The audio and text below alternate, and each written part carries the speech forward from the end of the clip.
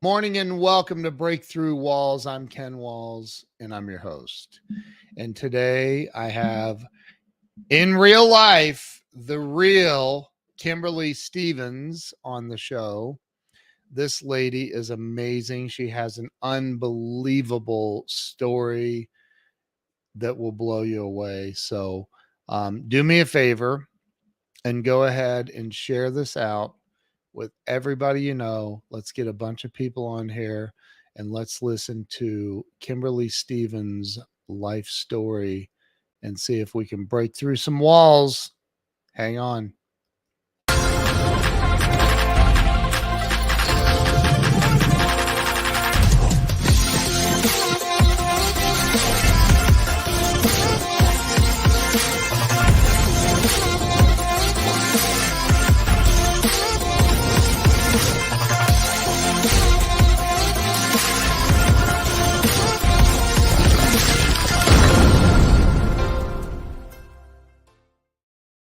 And we are back. Let me bring Kimberly on. Kimberly, welcome to the show. Thank you so much. Grateful to have you here. It's great to be here. Look, Joe Ingram. Joe Ingram will put crazy comments in the comments, so just ignore him. So, Kimberly, I met you at the retreat that we did over in Orlando.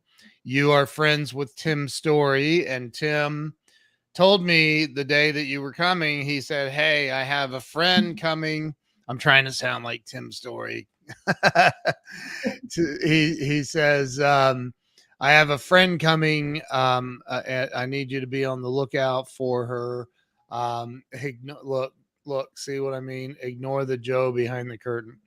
And so you came in and I was like, "You must be Kimberly." And you said, "I am." And I said, "Tim told me you were coming," got you a cup of coffee and took you out to Tim. So, that's where we met. And I heard part of your story and I bought one of your books from you. And I was absolutely, blown away by you and your story. So, I know that it's been a painful journey for you at times, and I want you to share with the world your life and your story. So, start with where you were born and raised. So I was born in a little town outside of Chicago called Hinsdale, Illinois. Hinsdale? Hinsdale, Illinois. Okay. Tiny little known for swimming. What? It's known for swimming. In Chicago? Yes, and actually nationally. This year, the Hinsdale Central boys swim team is #1 in the country again. Wow. Is that like HIN? SDALE. Okay. Hinsdale, Illinois. Okay. So in Hinsdale, what was it like for you growing up as a child? What was life like for you? It was just a small suburban town outside of Chicago. We barely ventured outside of our little town because we had everything we needed. And we had a train that could take us immediately to downtown Chicago, but we rarely ever did that. Wow. Like the subway train? No, the Metra train. Okay. Wow. And you didn't go to Chicago much. Not often. Can't blame you. Can't say that I blame you. My I had enough of it, so that's why we were. My dad grew up in the city, and he'd had enough of it, so that's why we were out in the burbs. Yeah. Well, it's gotten kind of rough in parts of Chicago, I've heard. Recently, yes, it really had a nice heyday back in the early 2000s, late 1990s. It was actually really quite nice. Yeah. So, what, like, you went to, I guess, grade school, middle school, high school in Hinsdale. Is that where you graduated? I did. I spent my entire life in one town, in one house. Wow. And is pretty rare. Wow. Yeah. So did you, is that, and I know you're a swimmer. Is that when you started swimming? I started swimming when I was 9. Okay. I was not good, not good. Oh, And I wanted to quit. As a matter of fact, my first real meet was a B meet. So you have B movies and you have B meets. I'll leave the conclusions to you.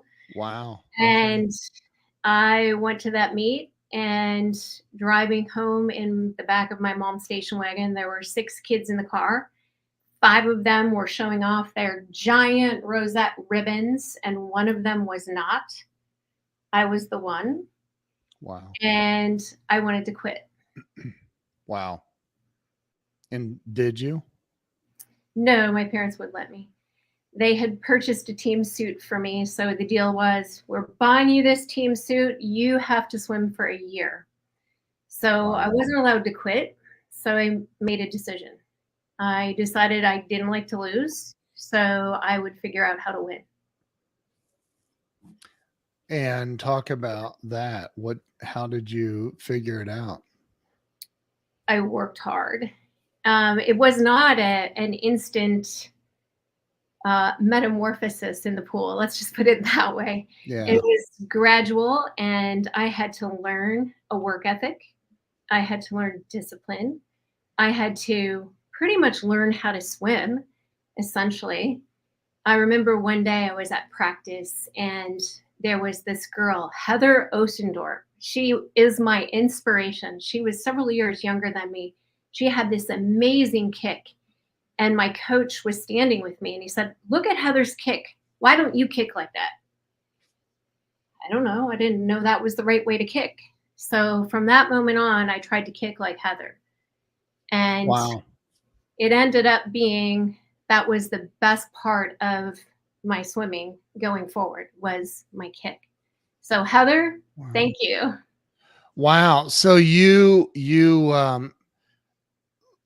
talking about when you kick your, I'm assuming Yeah. I would have said to the coach, watch how I can kick you in the shin. But so you learn how to, is that, I don't even know, that is, I guess that plays a very important role in winning swim matches or meets or whatever you call it. Absolutely. Races. Races. Okay. And you're talking about just a regular swimming, right? Like, Freestyle. I'm a freestyler. what's that mean? I don't know what that means. Front crawl, some people might know it as. I know how to doggy paddle. Okay. Yep, that counts. That counts. So you started swimming, and I know that you've been doing this like now your entire life. So you started swimming, and then I guess that carried on through high school, I'm assuming. So I swam through high school, I swam through college. Then I Okay. took a long break, about 20 years, and then I went back and started swimming in masters in my 40s. Wow. Wow. Did you go to did you get a scholarship for swimming? I did. And there's Wow. actually a story back to that because I almost blew my scholarship. So, senior year in high school, my team was slated to win the team championship. Hinsdale is a powerhouse in the swimming world. And I was seated I was seated first in the 50 free and the 100 free. And then I was also part of relays that would contribute to our overall team points. Right. And so here it is, it's finals, state meet. I'm a senior, and pretty much my entire scholarship, college career, everything is riding on my performance at this swim meet. Right. And I was barely 17 because I was a year ahead in grade wise. So Yeah. I was essentially a baby. And I got up there for the 50 free and got up on the blocks. Starter says, take your mark. And I dove before he shot the gun. In those days, the false start got charged to the heat, the first one. Wow. So We all got called back, and we got back up on the blocks. Take your mark, and I dove. Again. Yes. And I was disqualified. Ouch. Yes. So all that went through my head was, I can't face my team. I just blew our chance to win the state championship. I blew my chance for a scholarship. I'm a complete failure, and I need to run out the back door and never be heard of again. Did you do that? Fortunately, no. My coach, Carol Bobo, I know you're out there. She literally grabbed me and took me in the locker room.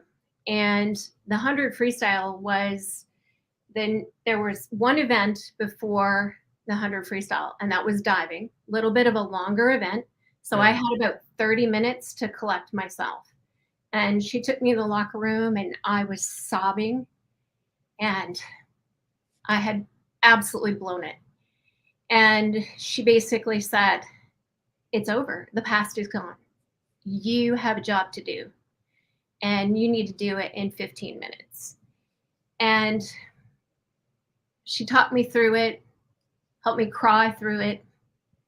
And 15 minutes later, I went back out on the pool deck, and the whistle blew, and I stood up on the blocks, and I was not going to false start. And so I had a slow start. And when you're talking tenths of hundreds of seconds, that races are won and lost by. Yeah. A slow start can cost you the race. Right. So I didn't win. I got second. And this is in the 100 freestyle.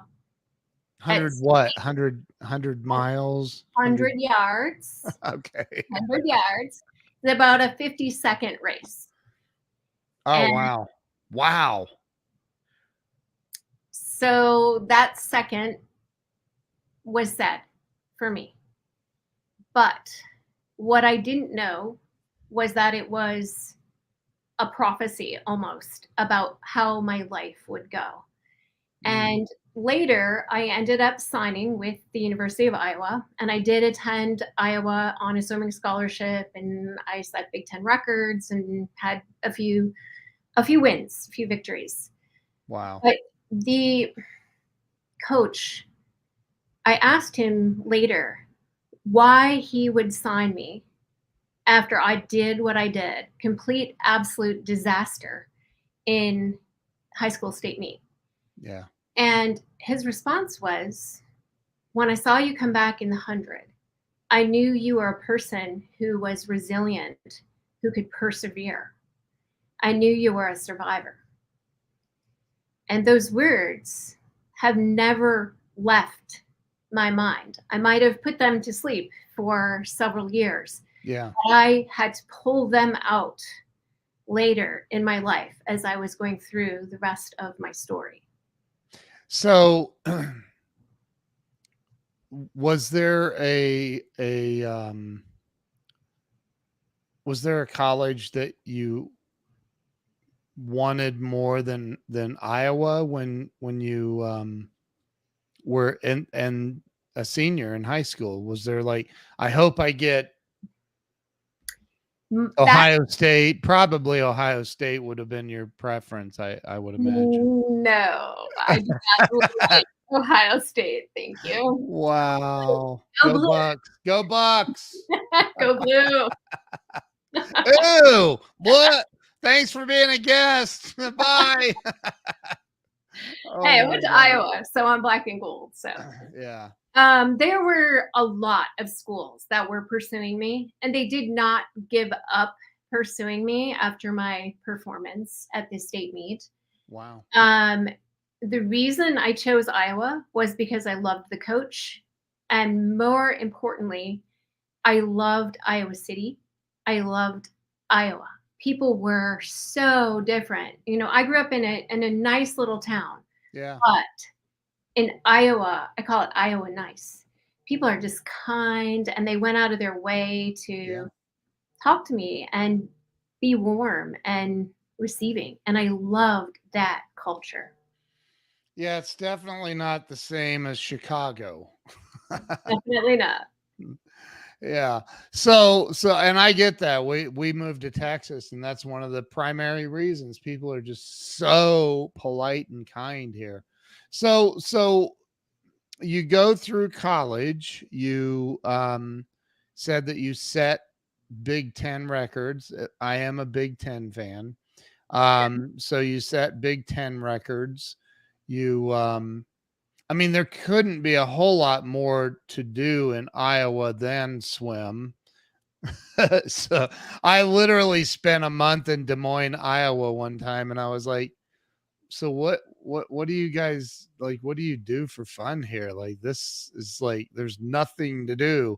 Everything closed at like 9 o'clock.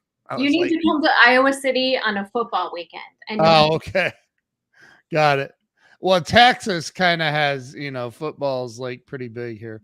But so you go through college, and what was your major in? It wasn't swimming, right?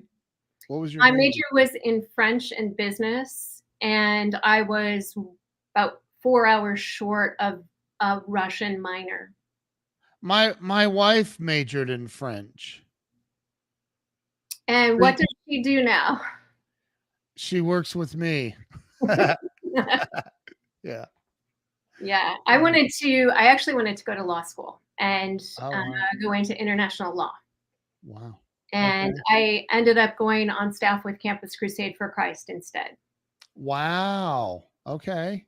So after you graduated, that's what you did? Yes. How they pay you for that?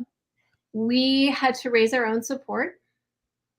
Oh, So I used to describe it to our supporters that Campus Crusade has a shoebox. And if you send money and the shoebox has money in it at the end of the month, then they pay us. oh wow. Wow. How long did you do that? We did that about 4.5 years. Oh my gosh. Okay. So, where did things go for you from there? Well, I met my husband Mhm. within about 5 minutes of being on staff with crew, as they call it now. And we Mhm. got married 11 months after we met. Okay. And we were serving at San Diego State University. And then in the summers, we had the option to have a different assignment. So we went to Paris and spent a good 4 months in Paris in ministry. And at that time, I was newly pregnant with my first child, Brayden. And he was born um, 2 days before Christmas in 1991. Wow. In Paris? No, we had come home in September. Hold it. And this was all for the Crusades for Christ. Crew, Campus Crusade, yes. Okay. But you did that in Paris We did. at a different university, or? We were in the Cité Universitaire and we were living in Dutch house and we were reaching out to students, international students. Okay. So, you came back to, you said to the States. Where did you come back to? We were in Diego at the time. Hold on. You're breaking up a little bit. What was that? San Diego. Oh, San Diego. I love San Diego. I do too. Carlsbad. I was just out there recently. So, and that's where your first child was born. Yes. Okay. And how long did you stay in San Diego? We were in San Diego until 1995. Okay. So, talk about what happened next in your life. So my son, Brayden Michael, he was perfect when he was born. And about 6 days into his life, things just went a little south. He got really crabby and fussy and inconsolable, and then he stopped eating, and then he got very, very sleepy and lethargic. And we had him to see a lactation specialist. We had him with the pediatrician. And then on a Sunday, and this was between Christmas and New Year's because he was born 2 days before Christmas, he just was breathing kind of funny. And so instead of going to sleep, I pulled him out of his bassinet and I just laid him on my chest. And I didn't go to sleep. And I just kept listening to his breathing. Had I gone to sleep, he would have died. A couple hours into this labored breathing, I woke up my mom and I just asked her to listen to him. And she said, "That's not right. You need to call the doctor immediately." So we called the doctor back and she said, "You need to get him to Children's Hospital." In the 3 minutes it took to actually talk to her, he stopped inhaling after he was exhaling. And so I would kind of jostle him to get him to wake back up and take a breath. And when I knew we had to get him into the ER, I ran, packed his bag really quickly. I think I was gone maybe 2 minutes, and grabbed him, got in the car, sat in the back seat with him so that I could continue to make sure he inhaled. Wow. And his dad was driving to the hospital. It was about a 20-minute drive. And in about 10 minutes after we got in the car, Braden stopped breathing altogether. And I pulled him out of his seat and I put him in my lap. And I was just doing mouth to mouth and trying to keep him alive. And it was the longest 10 minutes of my life. We got to the hospital. I jumped out of the car with him and ran him up to the window and said, "He's not breathing." And they came, they grabbed him, and they put him on life support. And basically, "Is there anybody you can call?" And we called our pastor. We called some friends. And they said if he survived the first 24 hours, he'd be fine. Well, he survived the first 24 hours, but nobody knew what was wrong with him. And he was 13 days old. It was actually New Year's Day when the diagnosis came in. He was diagnosed with citrullinemia, which What's is it a called? rare citrullinemia, an Okay. excess of citrulline. It is in the family of urea cycle disorders. Your internet's breaking up a little bit, Kimberly. It's in the family of what? Urea cycle disorders. Okay. And we found out that there were probably 2 to 4 children born in the world per year with citrullinemia. Wow. And possibly 200 children born in the world with urea cycle disorders. And that was a family of disorders that included 7 other diseases. And the disease is such that genetically he was born without a little tiny enzyme that processes protein. So protein would go into his body, into the urea cycle, and it would stop at stage 2. And that protein was nitrogen. It would build up in his system as nitrogen or ammonia. Oh. And high ammonia levels cause irritability, lethargy, coma, brain damage, and death. The higher the ammonia and the longer it sits in the body, the more damage it causes. Wow. So essentially, my milk had poisoned him when it came in. And that's why he was doing so well at the beginning. And it just took a little bit of time for the poisons to build up in his system. Oh my God. So we started medications and we were able to get his ammonia level down. But as soon as we fed him again, his ammonia level spiked. And they gave him very, very heavy doses of the medication. Now, mind you, there's no kids that we have any experience what we had at that time treating And so we were just stabbing blind in the dark. And the doctors obviously had some experience, but most of these kids didn't live. And so they gave him very, very heavy doses of the medication to bring his ammonia level down. And unfortunately, that killed all of his organs. And he ended up dying from kidney failure. Oh my God. I'm so sorry. Wow. Yeah, thank you.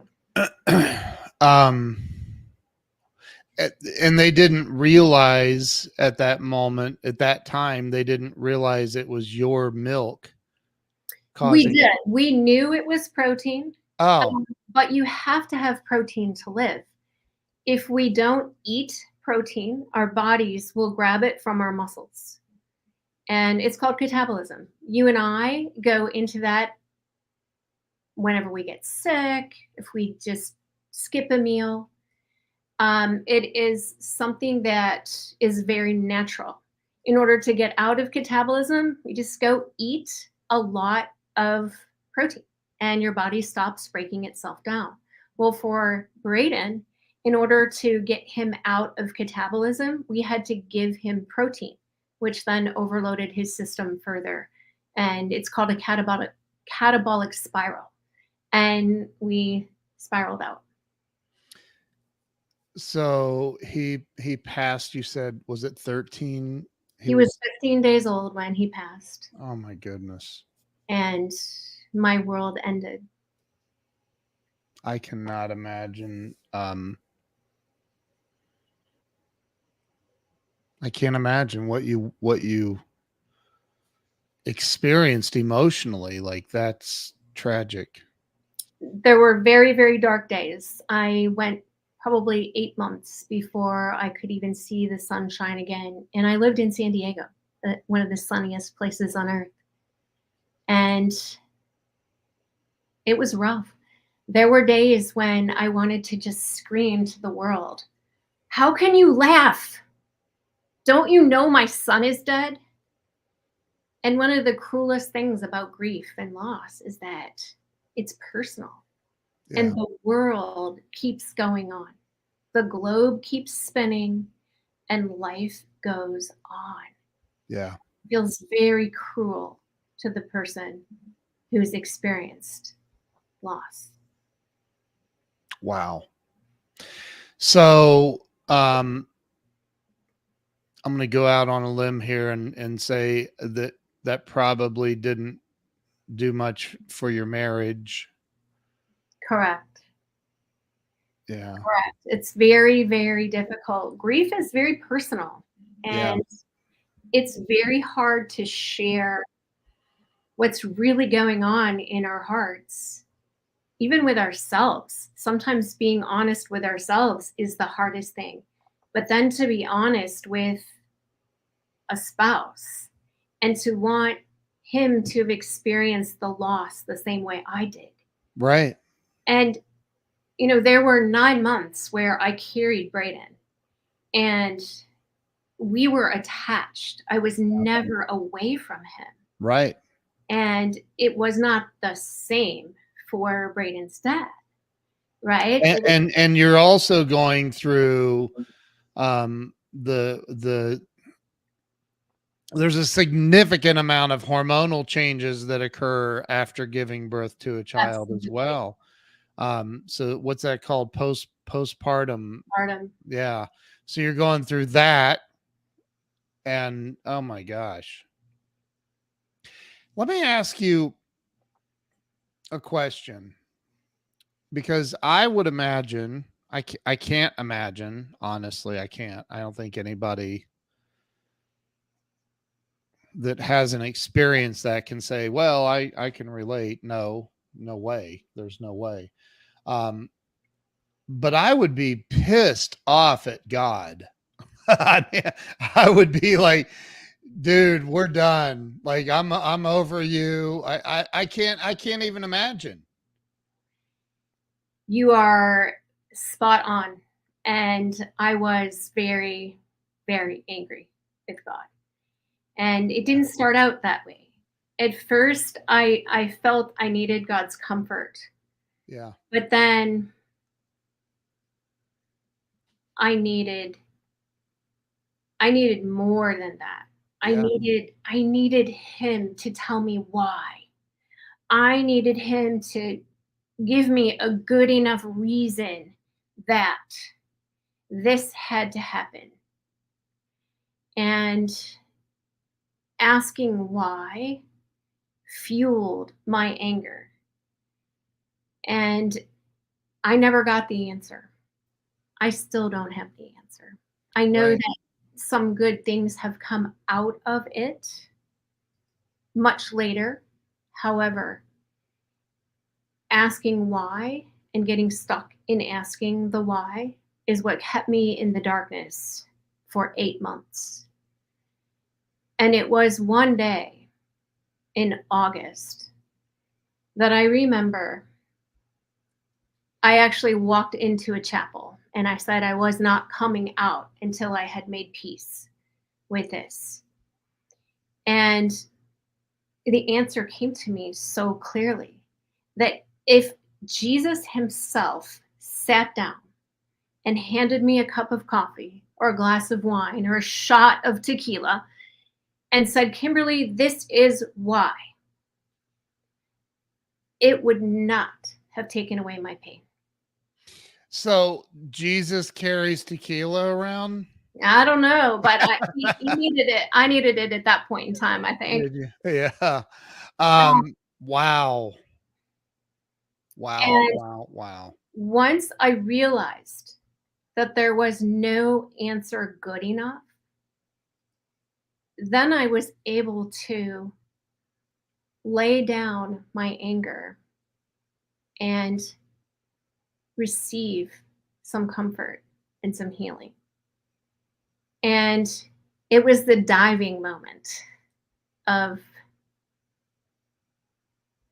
that tragedy. Uh, Did you, again, these are almost rhetorical questions, and I'm sorry if it seems insensitive in any way. It's not the intention. Um, did you, did you blame yourself because you found out that it was your milk that was, Absolutely. But formula would have done it. oh, Anything would have done it. Anything that had protein. wow.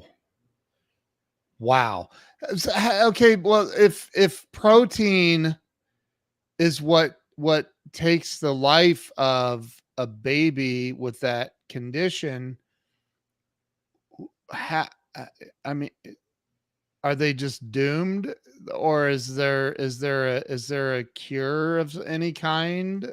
I mean, So there's a very sophisticated balance that needs to be created in these children. It oh, has to be created immediately.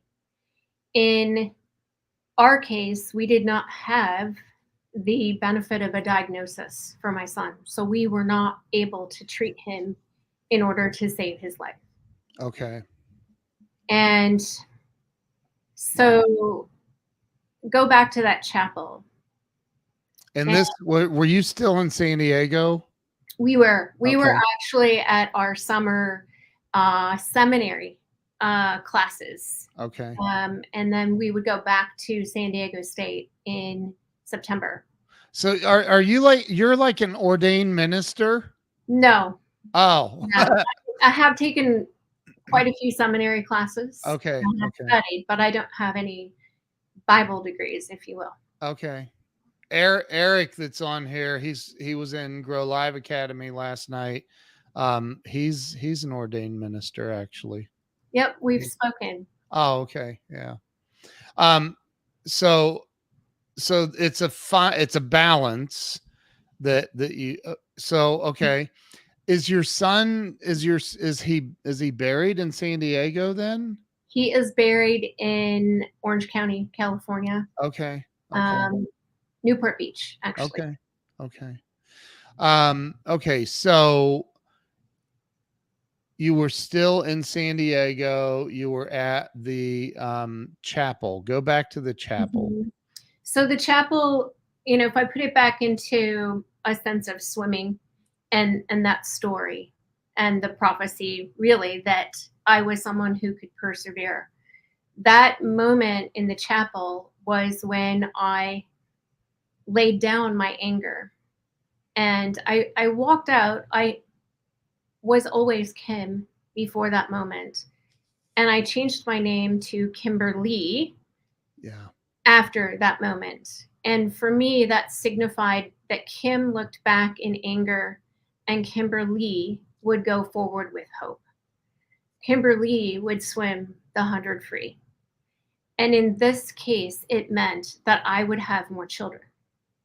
Even though there was a 1 in 4 chance for me, for each of my children, that they would be born with this disease. So this is a genetic thing. Okay.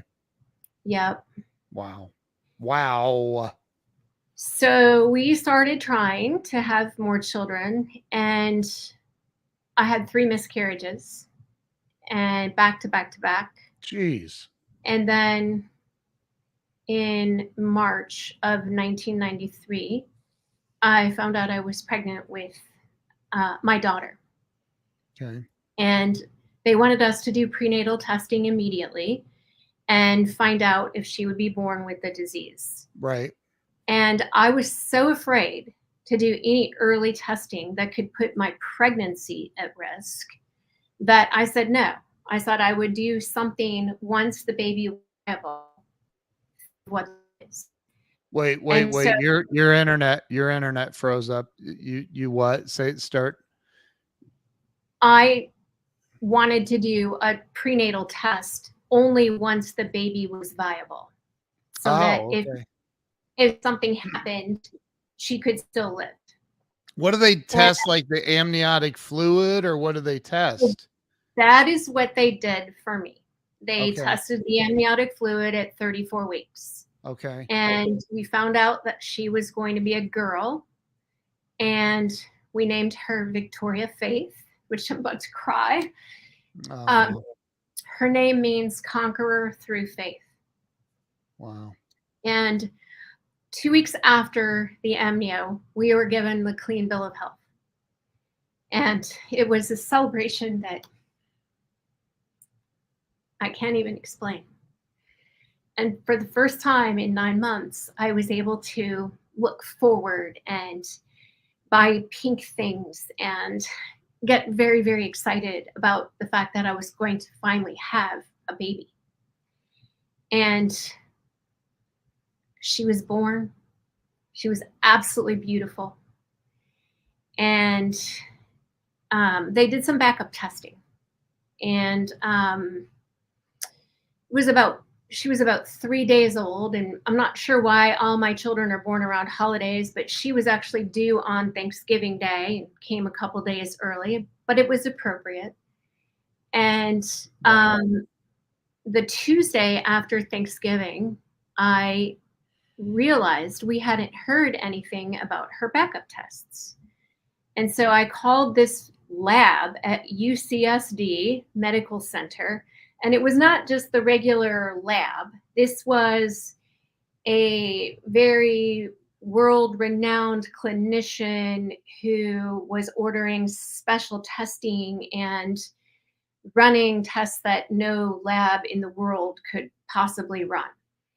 And I called the lab and they said, well, we don't have any samples. And I said, yes, you do. And it took about 20 minutes of me pretty much arguing, and they said, oh, we found something in the back. They did come in by courier, like you said, on Saturday at such and such a time.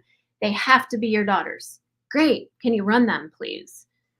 Wow. So they ran them, and I got off the phone with them at about 11 that morning. And at about 3:30, my mother-in-law was sitting holding Tori, as we called her, and the phone rang, and Tori's dad answered the phone, and it was my OB. And I remember thinking, oh, that's so nice. He's calling to check in on us. Then I started listening to the rest of the conversation. And even though I only heard half of it, I heard UCSD Medical Center, ICU immediately. Oh, God. And I walked over to my baby and grabbed her out of my mother-in-law's arms, held her to my heart, and sobbed. Ugh. And I said, I am not going to believe this until we see an ammonia level. This is not possible. This will not happen to me a second time. And we did the whole packing thing and the deja vu. I was sitting in the back seat with her as we were driving her to the ICU. And the Holy whole crap. time, I just kept saying, absolutely not. Absolutely not. I refuse to believe this. This is not happening. And we got her to Ugh. the ICU, stripped her down to her diaper. They started lines, drew blood, and I went into the pumping room. Now, here's the irony. It is my milk that will poison her. And here I am in the pumping room because it was obviously time to release some milk. And I couldn't feed her until we got her diagnosis back. Good Lord. And so I finished pumping and I came out and the labs had come back and her ammonia level was 260 and normal ammonia is up to 60. It Oh my confirmed the God. diagnosis. She had citrullinemia. Good Lord, have mercy.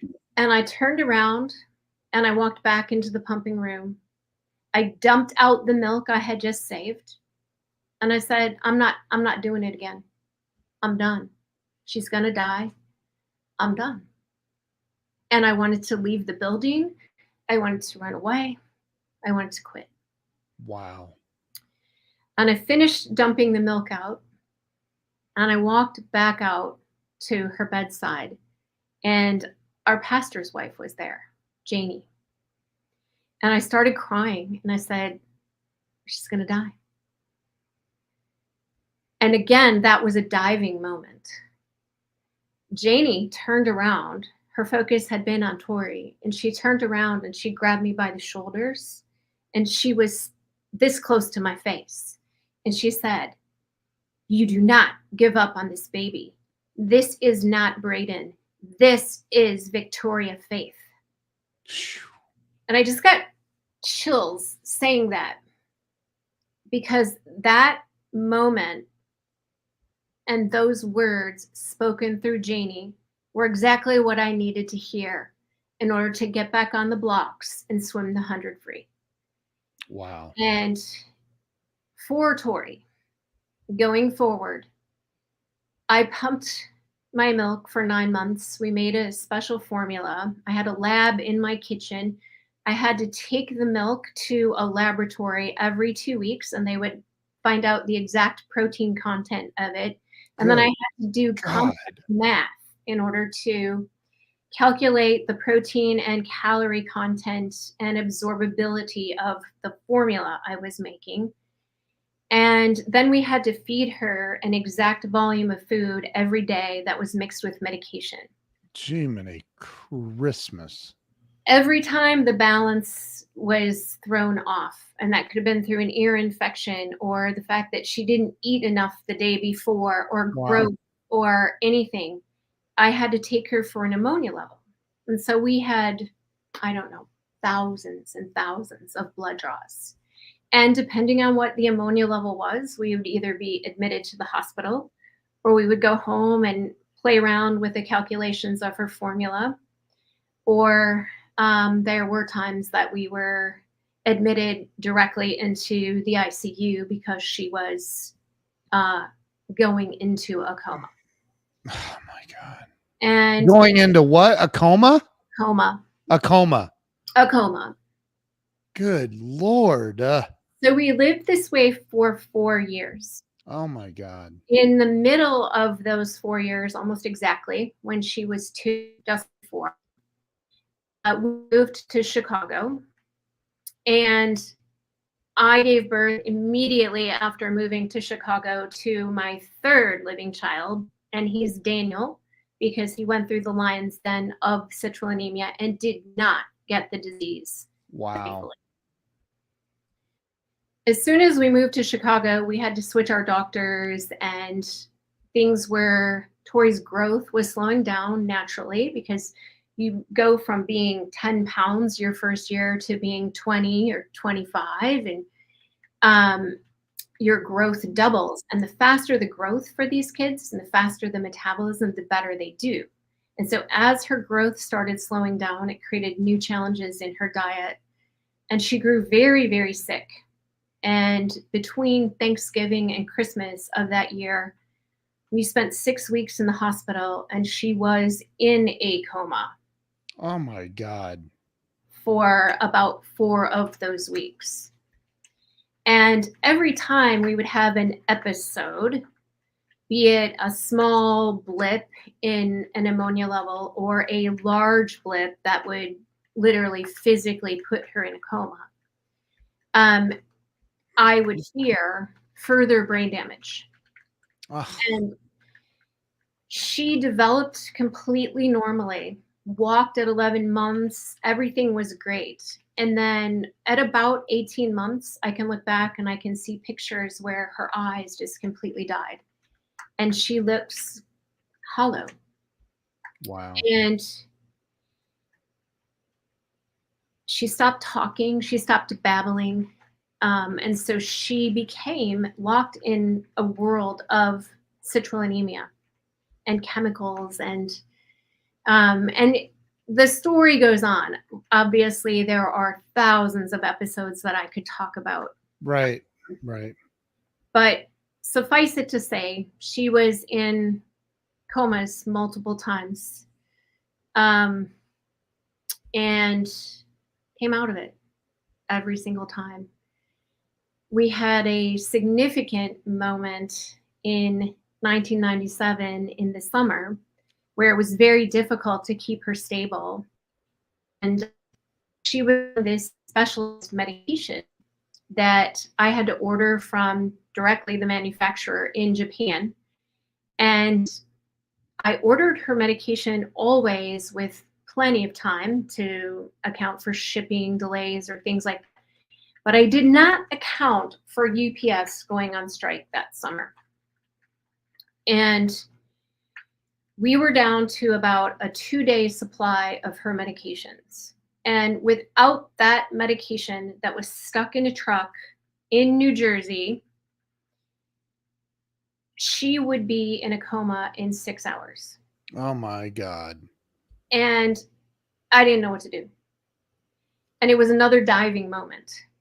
Oh my God. And I called my cousin who worked for the CBS affiliate in Houston. And I said, Scott, you have to tell me how to write a press release. And so he did. He taught me over the phone, and someone had given me a press guide months before that I had filed in my office and didn't know what I was going to use it for, but now I did. And so I wrote a press release, UPS strike threatens toddler's life. And then I wrote a little blurb about Tori, and then I faxed it to back in the days of the fax machine. Yeah. What's that? I'm kidding. Right. I faxed it everywhere. And it was picked up by newspapers, radio, and TV. And Judy Garcia, God bless her, saved my daughter's life. She was working for the ABC affiliate in Chicago. She picked up the story, and she went straight to the workers in their strike lines. And she said, you know, this little girl is going to die because her medicine is in your truck. Oh. And I still have this story and the clip. She was absolutely fearless and brilliant. And she saved my daughter's life. And when UPS saw that story, they made a statement from the very top. And they said, this brings to light a new problem that we hadn't thought about. And they tracked down her medication. It was $2,000 an order.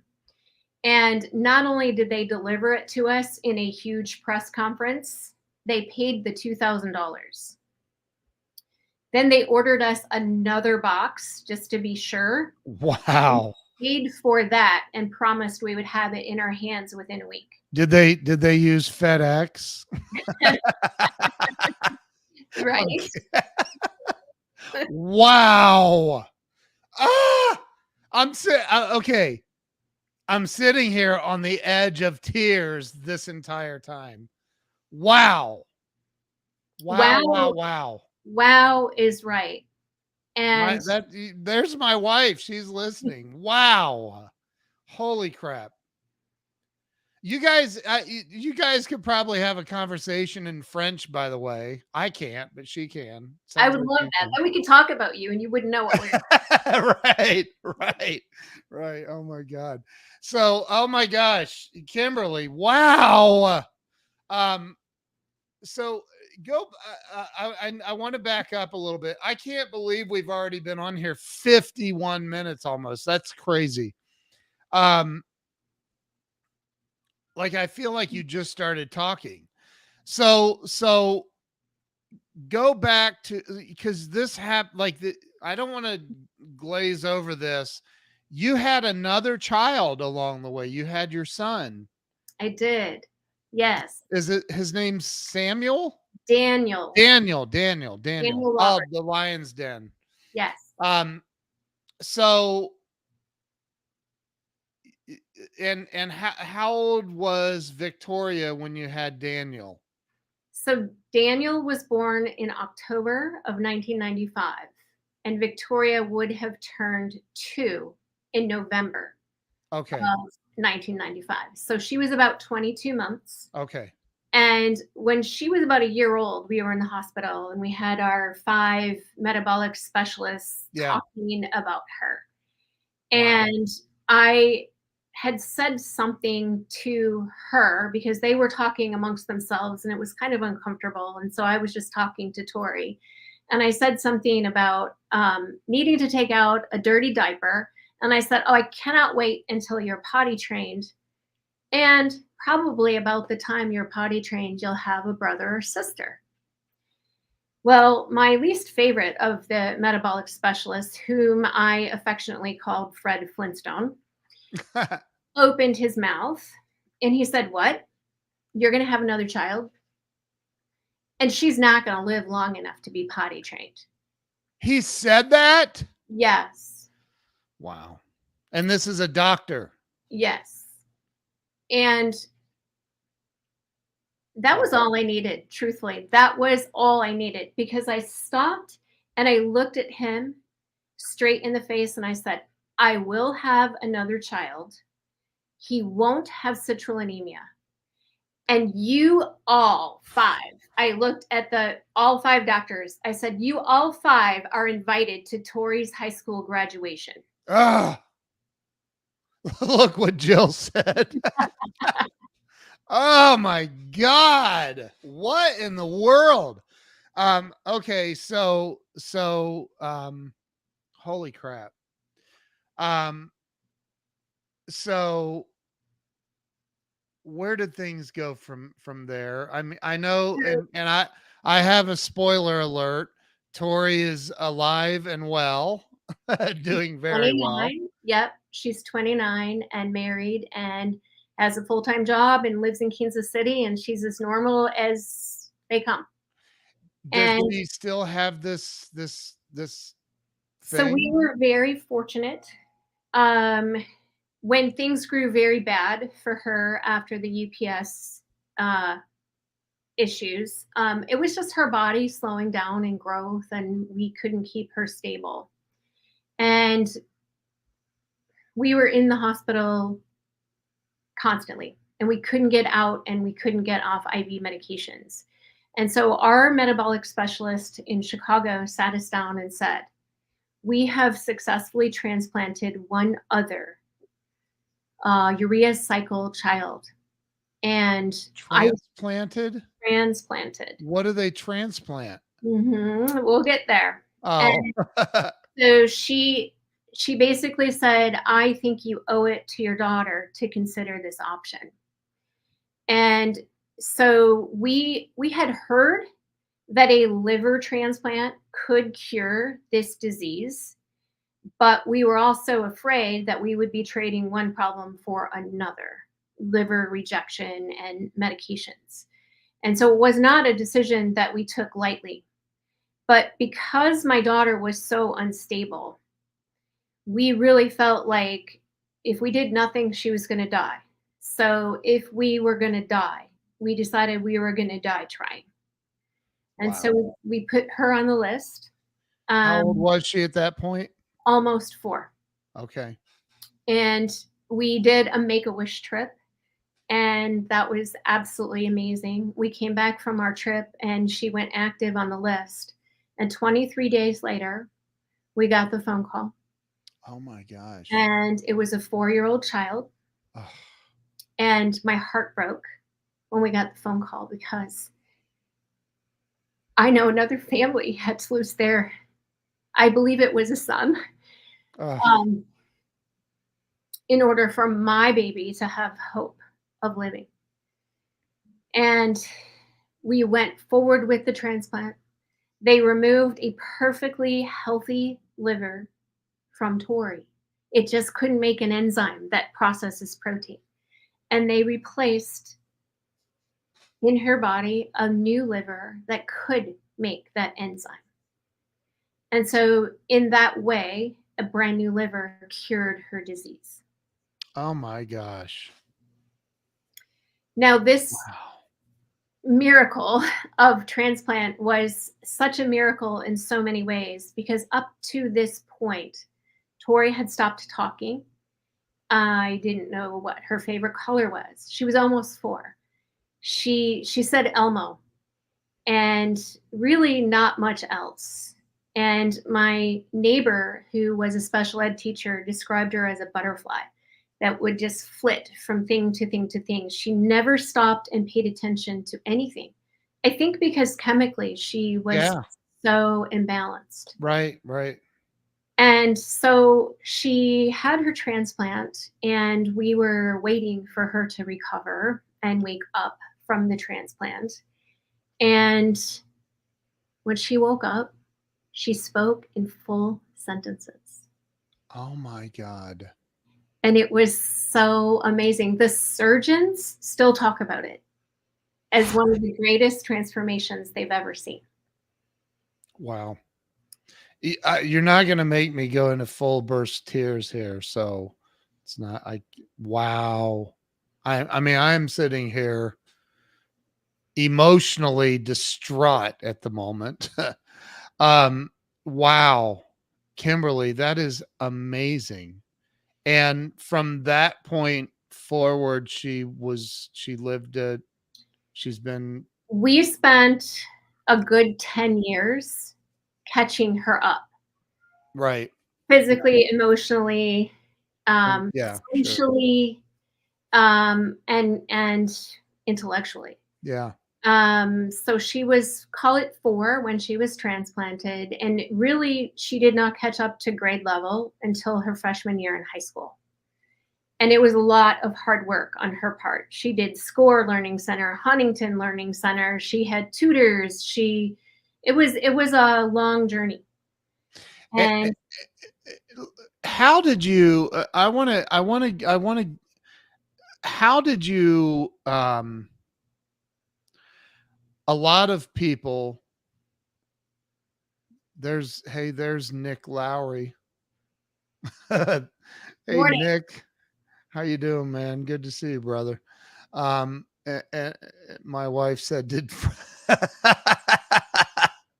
No, but her colleague did. He called me in January of 2012, and he said, "Oh, hi." And he was always very awkward. We called him Dr. Seuss. But he was wonderful. He was warm and kind always. And Oh he my said gosh! on my voicemail, he said, "Oh, hi, this is Dr. Nyan. And I've had 2012 on my calendar for Wow! 16 years." And he said, "I would like to come to your daughter's high school graduation." Wow! And I called him back, and I was so touched that he wanted to be there. And he said, "These kids don't do this. Wow! I want to be there." Wow. And he was 87 at the time. Good Lord. Flew from San Diego to Chicago, Wow. and we treated him as one of our guests of honors. And one of my favorite pictures from my daughter's graduation party, which, by the way, I did go back and I found Judy Garcia. I found her preschool teachers who experienced the ups and downs and near death moments that Tori endured. I found everybody. And we had a giant party. It felt more like a wedding than a graduation party. Wow. And one of my favorite moments was both her doctor from San Diego and then her doctor from Chicago, Dr. Barbara Burton, whom I absolutely dearly love. I have a picture of Tori standing between them. And then both Dr. Burton and Dr. Nyan spoke and talked about what a miracle it was for all of us to be there. And then we passed the microphone around, and everybody spoke something about a memory, about what a miracle it was that we could Wow. all be there to celebrate that. Wow. How did you, I just have to know, because, you know, other people who go through not everybody, of course, but, you know, a lot of people that go through losing a child, which you did, almost losing a child many times, it sounds like. Um, how did you not resent God or life, or how did you not like say, why me, why me, why me, why my child, why my children, why me? How did you not? Because and maybe you did, maybe there were periods of time when you did, I don't know, but how, because I know you now today well, and you're an amazing lady.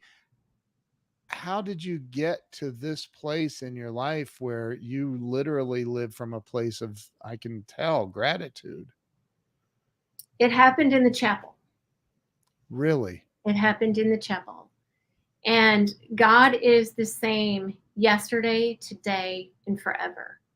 And when I get to those moments, those why me, those woe is me, oh, I'm doomed. If with, you know, I have said a few times, if it weren't for bad luck, I'd have no luck at all. What a terrible thing to say and Yeah. speak over myself. Absolutely not. I reject that 100%.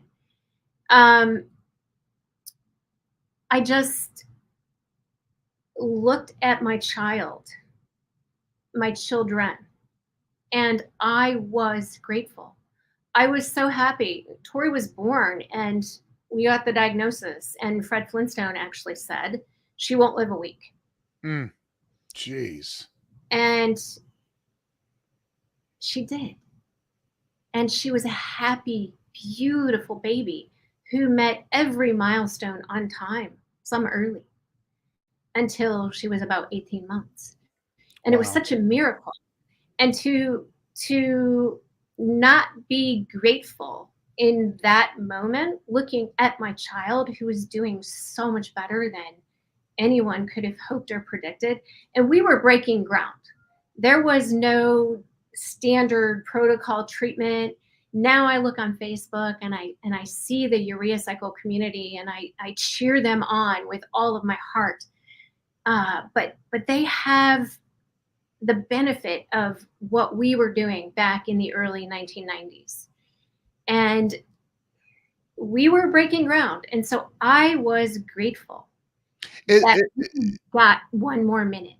Is this 100% caused by the liver not creating an enzyme? It's a genetic. Is it 100%? Like that's Yeah. what causes this particular Yes. thing? Yes. Wow. So is the cure a transplant? Yes.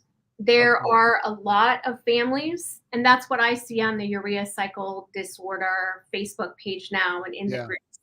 They're wondering, do I transplant right now at, as soon as the baby's big enough to be transplanted?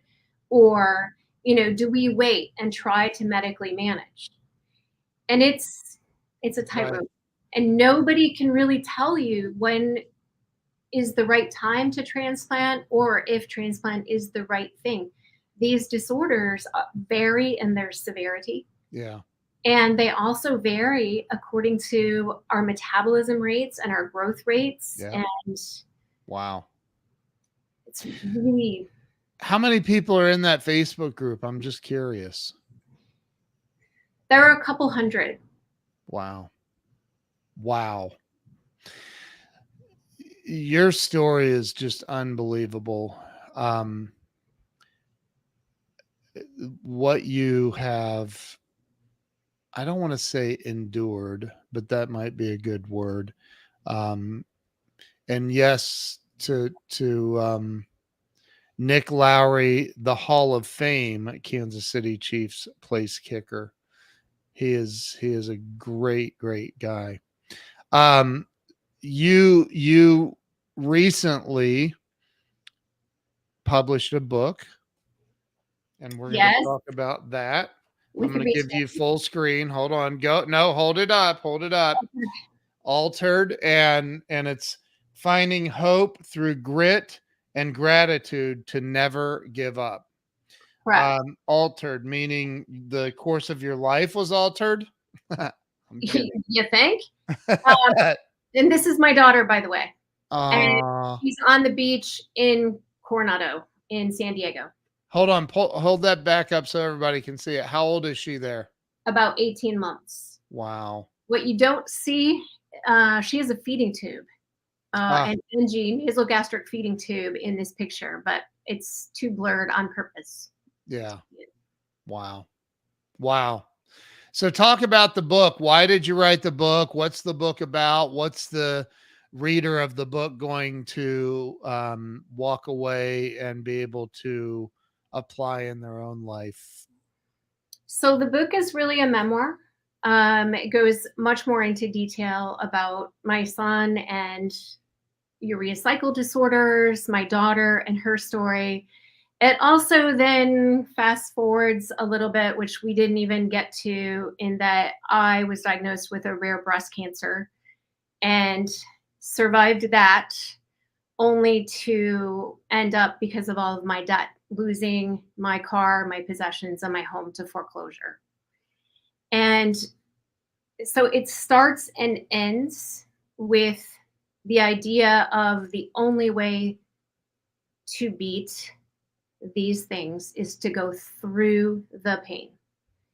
And Yeah. again, that diving moment when we're stated, diagnosis, we just lost our son, whatever it is, that moment when we literally have to stop and think and realize that we have to get back up on the blocks in 15 minutes and swim the 100 free. And the entire book is about that moment. And what do you do? How do you get there? And so I asked several questions at the end of the different sections. I was very honest about my feelings and my grief, if you will. Yeah. I also find a lot of comfort in music, and so I put a playlist in the book that the songs are appropriate to the chapters. Wow. Um, and really, my heart in sharing so honestly and Yeah. openly in my book is because I want somebody who is grieving or hurting, who has not been able to give themselves this space to be in the pain for a moment. I want them to be able to read my story and maybe cry some tears for me Because in doing that, I think it frees them to release their own pain. And if we just can release a little bit of that pain, hope can get into the crack. And we just need a little bit of hope to get back on the blocks. Wow. What if they're not swimmers? It doesn't matter. It's a universal concept. It's just a metaphor. I love it. I love it. Kimberly, you are a rock star. I have a feeling that you're going to heal a lot of people in the world with your pain and your triumph over that pain. I Eric is on here. Nay, in all these things, we are more than conquerors through him who loved us. Amen. Amen. Eric acting like a preacher and stuff. What's that all about? I'm kidding. You're amazing. Thank you. I don't even like. I'll ask you this. What do you think stops people from having it all in life? Financial success, freedom, happiness, joy, all of the stuff. What do you think holds people back? The diving moment. If we can numb our pain, we can run out of the building, we can avoid it, we can deny it. But until we are willing to face it, we don't go forward. Wow. Kimberly Stevens, everybody. Follow her everywhere. KimberlyJStevens.com, which I've heard is getting a makeover. A much needed makeover. Thank you, Ken. Thank you for allowing me to share my story today. And I do hope, even though it is a little bit of a sad story, the ending is great. And I do hope it can encourage someone, anyone today. It has, it will, and this will live. It'll stay. This interview will be out there for the masses to hear. And I think it's so important because, I think the greatest pain that any human can endure is the loss of a child. I cannot, like I've said, I cannot. Sandy says hope is Kimberly's message. Yes, it is. I can't imagine that, but you've endured it. You've gotten through it. You've come to the other side, and you're a ray of light and hope for the world to see and to live off of, like to grow from. So thank you for coming on and sharing your story. Thank you for writing your book. Thank you for the opportunity. So everybody head over to Amazon and pick up a copy of Kimberly's book, Altered, ALTAR''D, Altered. That the significance of that is the shift for you came at the altar in that chapel. Correct. Yeah. That's so powerful. And altar is all capitals because it's about God. And the ''D is small letters because it's about me. Wow. So powerful. Thank you, Kimberly Stevens. This is priceless. I'll be a preacher when I grow up. Oh, you're amazing. So thank you. I'm going to end the live stream now, but everybody make sure you go grab a copy of Kimberly's book and follow her everywhere on Facebook, Instagram, everywhere. Look her up and follow her. You're on LinkedIn, I believe. Yes. Follow Kimberly everywhere and stand by because some great things are happening for Kimberly. she's going to be making an even bigger impact in this world. So y'all make sure you follow her and keep an eye out for her. Kimberly, God bless you. And thank you for coming on here today and sharing your wisdom and your strength with everybody. It's my pleasure. Thank you. And we will see you all later. Have a wonderful weekend. Thank you so much.